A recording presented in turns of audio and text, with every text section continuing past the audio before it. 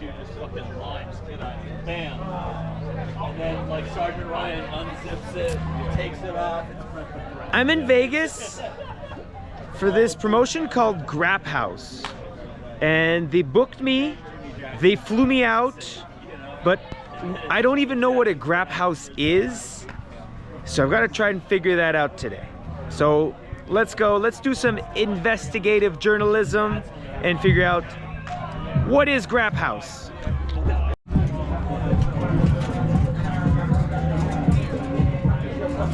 Sonico, what's Graphouse? Graphouse is violence. Solid answer. Cole Roderick, Hi. what's Graphouse? It's a place where wrestling happens. It's the House of Graps. What are you doing today at the Graphouse? Killing Sonico. He told me there was going to be violence in y'all's match. Hey, depending on who's taking the violence. Do you do violence? No, I call myself a hard style lover in pro wrestling. You know, Hard style. it's not strong style, hard style. That sounds like a banger of an early 2000s pop song. Come on, baby. You know, Come on, baby, I'm a hard style lover. hell yeah, pro wrestling, baby. Then now, forever together. All right, 2 questions. Yes. What are you eating? It's a vegan chicken chipotle quesadilla. It looks pretty banging. It's very delicious, actually. I'm very happy with it. My other question, what's Graphouse? Graphouse is a promotion in Las Vegas, but it is also a party, and it is the greatest party of all time, and I love being here as much as they allow me to be. Well, have you been to a lot of parties? Like, you see this is the greatest party of all time, but I don't think you've been to all the parties. I mean, I've been to a lot of parties. How many? 4, 5? At least 7. It's a lot of parties. It's almost 10. Able to vend in Las Vegas, so we're talking about we're talking about your taco trucks that are on the sidewalk, we're talking about your fruit guys, we're talking about all of that. That taco truck looks banging, if we're being honest, but there were some things that went into effect. Everything is now legalized. Street vendors are back. That's a good thing, but it's very expensive. They hit them with all kinds of fees, all kinds of annual fees. It's fucking awful. So we got buttons, we got posters. All of that money is going to be going to help vendors get their licenses in order. So please go check out Kid Isaac. We got a lot of cool stuff. We got some throwback S4 TV stuff in honor of tonight. You're running the community initiative merch. Yes, I am helping out with Graphouse. Buddy here as You well. pointed to him and said Graphouse. Yeah, oh, yeah. With Graphouse. The show Graphouse. This show that's happening today, Chopped and Screwed. Yeah, that's me. Yep, Bailey. That's G-Sharpe. Facing the G-Sharpe. He just came from soft ground wrestling. What do you think? He did. I think it's very cool. Yeah. I think it's awesome what they're doing in soft ground wrestling. I wish them all the best. I think, again, pro wrestling isn't sacred or magical. You can just fucking do it, and you don't need someone who's been like wrestling for 10 years or whatever to just hand you keys or give you some kind of secret formula to professional wrestling. You can just do it if you want to do it. And I think that's what they're doing in Uganda, and I think it's awesome, and I think that's what Graphouse is. It's just people doing pro wrestling, and it rocks. Yeah. So I think that kind of answers the question that I asked earlier on the vlog, what is Graphouse? But I think we've got a lot more figuring out to do. Canada, Japan, you name it, we're Hi doing Sandra. Hi! What is Graphouse? Graphouse is a place where you can be yourself, you can wrestle for all the lovely fans of Las Vegas. It's the underground wrestling of Las Vegas is what we like to call it. That is a wonderful explanation. I hope you can watch to see the debut of Speedball Mike Bailey. Yeah! So we're in a quick intermission right now. Then there's one match, and then there's another match, and that match is Speedball Mike Bailey versus G-Sharpe. And then there's the main event, which is Sonico versus Cole Radrick. So if I survive my own match, I'm very excited to check out the main event. So stay with me, friends. You know what I mean? Oh, he did. What are those? Those look delicious. They are some nachos. Oh, they wow. have all the beautiful vegan toppings on them. That cheese is vegan as well. Oh, wow. Yes, I'm very excited to eat all of this Holy by heck. myself. And we're back. There's a match happening now, and then it's me.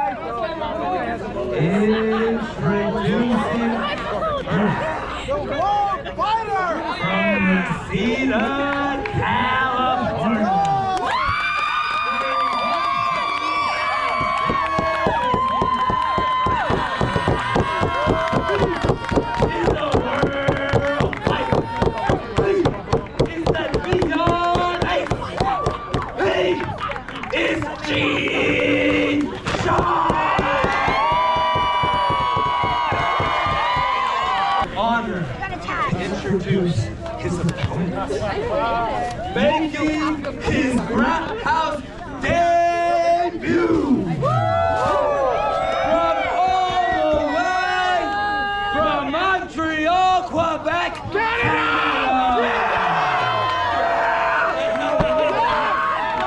Make some noise for Speedball, Mike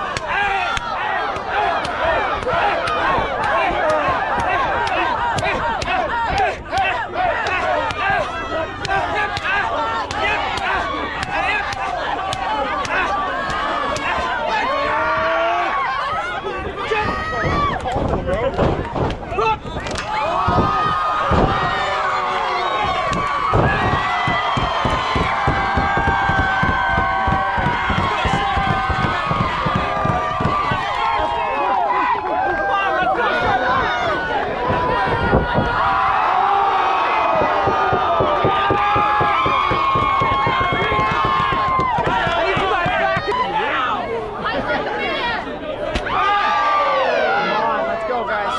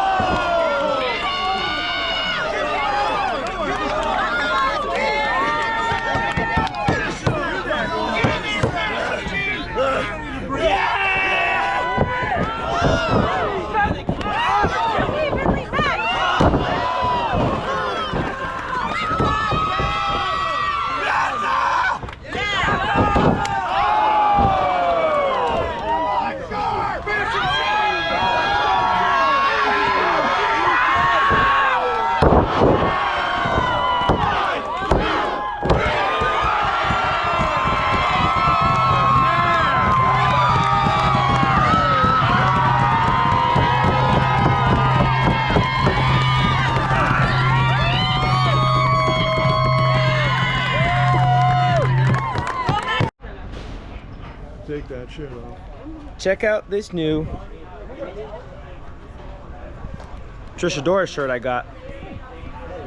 But also, let's. Oh, there we go. There we In go. the light. This is a lot brighter. Yes. G-Sharpe. Fantastic. Yes. Thank you so much for that match. Thank you. Thank you.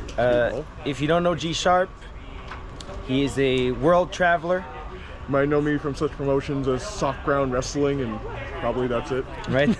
Well, it's getting a lot of views. It's popping off on Twitter. Yeah. But you also wrestled extensively in China. Yes. Have you done Japan? No, never Japan. Oh wow. Yeah. Taiwan, China, yeah, those kind of places. Singapore? No, I got really close, but I did some training in Thailand. South America? Yes. You did Mexico a bunch, I know that. Yeah, I love Mexico. Where in South America? I got Brazil, Costa Rica, and Peru. I had a show in Chile, but it got canceled. So I know the Chilean wrestling scene. Very good. Very good. Very We had Diego, also known as Guanchulo, Oh yeah. who was in yeah. DDT for a long time. I know the Brazilian scene is popping because I've been talking to a lot of people from there. Shout out the Arthur. Peruvian scene, was very impressed by. So I don't know much about Peru. I know Argentina is popping off. A little bit, I know yeah. a couple people have been going to Costa Rica. Yeah, Costa Rica's starting to be on the way up, but I was very impressed with the wrestlers in Peru. Like their hard work, their dedication, their talent, and just overall, as people, wonderful. I loved it. I was not impressed with you today because my expectations were very high and I knew that it would be great. And that match was an absolute banger. Oh. I loved it. I think you and I are very similar, right? And this is the wrestlers that I enjoy working with the most, typically, are the ones that have gone around, wrestled in front of different audiences. Very important. And kind of know what it takes. You know what I mean? Understand the importance of just having a good match for the audience that paid to see the show, because sometimes this is it. And I think in a lot of places like Peru or Brazil, there's a very, very thick gap between the people that are hardcore wrestling fans, almost part of the promotion, and people that are going to see wrestling for the first time, don't know what it is. And if the show is not great, then they will just forget about wrestling for the rest of their lives. So making that first impression is extremely important. And I experienced both sides of that. So in Peru, they had very rabid fans, and they were very down. As well in Costa Rica, they're just love wrestling, and they are very aware of stuff. But in Brazil, we were at some kind of convention. Oh, the Arnold Classic. But it's not just bodybuilding; it was everything. Yes. So literally, as I'm having my match, there's a guy in an MMA fight 10 feet away from me. It was insane. But these people legitimately have no clue. I'm looking at them, trying to get them into it, and they're just looking back at me we have no idea what's even happening right now. So out there, it's really important to have the best match you possibly can, because they're really seeing it for the first time. What year did you start wrestling? 2009. See, I started in 2005 in Quebec, where wrestling was not good at all. And it was a lot of that, right? It was a lot of there was a lot of that time in between when we started, 2005 to 2012, where independent wrestling was really bad. Very bad. Well, this is when you couldn't use social media to advertise your shows at all.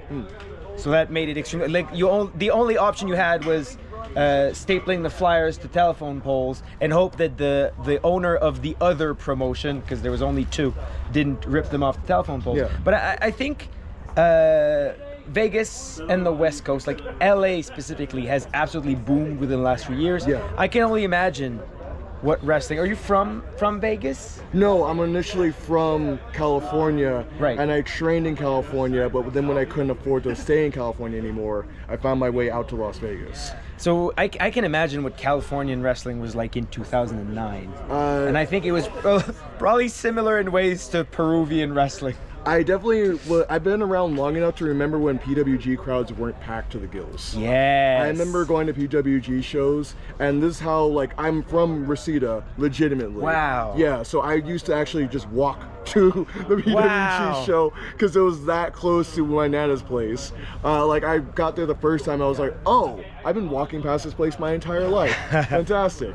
But yeah, back then, literally, they still had like a stand for merch because there was like nobody there really, and I literally got to watch as they just got more and more and more and more. It was crazy. Which is like a great example. I think this is what I always say about pro wrestling. There's only two ways to make a promotion work, right? You can have tens of millions of dollars to invest, or you can start from the bottom with absolutely nothing. Yes. And grow with an organic following through consistent hard work for sometimes many, many years, which was the case with PWG, which is what Graphouse is doing. C4 Wrestling in Canada is my favorite example. Fantastic place. They had 30 people at every show for years. And then, through very, very good shows and very good matches, now they're selling out 500 seats every single show, and it's awesome. Shout out to C4, my homie Kevin Blackwood. Hell yeah, shout out Kevin Blackwood. But I mean, it's great to go around the world and see that happen, see scenes grow, right? You go to a country where, like, there's still at the point where there's one promotion that's been there for like 40 years that's super old school, and then the other crew just broke off and are starting to do some modern wrestling, and you see them grow organically the same way you saw wrestling grow organically when you started. And not only in California, but also here in Vegas, because when I started here in Vegas, there was only 2 promotions. One ran like once or twice a year, and then there was FSW, and we ran like twice a month, but then that was it. There was no other wrestling from like 2011 till 2015. Yeah. So if you weren't on those 2 shows a month, like, you were just kind of fucked. Yeah. But you definitely carry that mentality where every match needs to be excellent, and I think we accomplished that today. Yeah. So once again, thank you so much. Of course. And just a quick thing, I totally forgot. I just want to shout out the first time we met was actually back in 2015. Where? CZW. Oh shoot. Yeah. I do not remember that at all. Because I remember it was you and Bucks Belmar. Yes. Yes. Shout out Bucks Belmar. Yeah. I thought he was incredible. I'd never seen anything like him before. Yeah. And then you were there as well, and then the whole kind of like controversy happened with the border stuff. And then I got to see you like go on to like Europe and Japan and like become who you are. Yes. And also coming up in OTT, which is a big fan shout out of. OTT. Yep. Hope I can get back there soon. Joe brother. Miss you. But yeah, just it's really cool. And like all culminates here tonight in Las Vegas, several years later. Thank you, my friend. Thank you, brother.